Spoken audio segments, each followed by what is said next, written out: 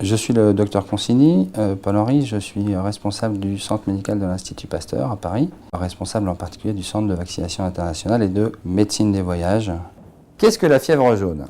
La fièvre jaune est une maladie transmise par des moustiques sur 2 continents, l'Afrique, uniquement dans sa zone intertropicale, et l'Amérique du Sud, là encore dans sa zone intertropicale, principalement autour de l'Amazonie. La maladie naturelle donne une infection gravissime qui va toucher principalement le foie et le rein et donner exactement un tableau de fièvre hémorragique.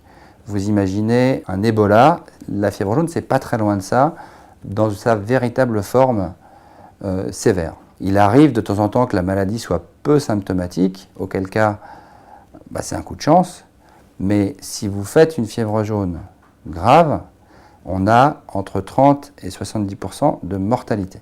Ce qui explique que dans la mesure où le moustique transmettant cette maladie est présent de façon relativement étendue sur la planète, on prenne des précautions à la frontière de certains pays pour s'assurer que les gens sont vaccinés contre la fièvre jaune. De nombreux pays dans les 2 zones que je vous ai citées rendent la vaccination obligatoire ou recommandée. En pratique, au sens médical du terme, à partir du moment où elle est recommandée, elle est nécessaire.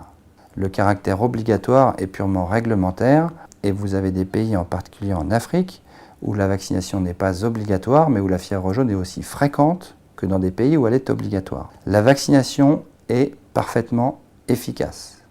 Le seul petit bémol, c'est qu'une personne sur 10 à peu près va avoir, mais finalement c'est comme dans la plupart des autres situations de vaccination, de la fièvre dans les semaines, en gros dans les 5 à 6 jours après la vaccination.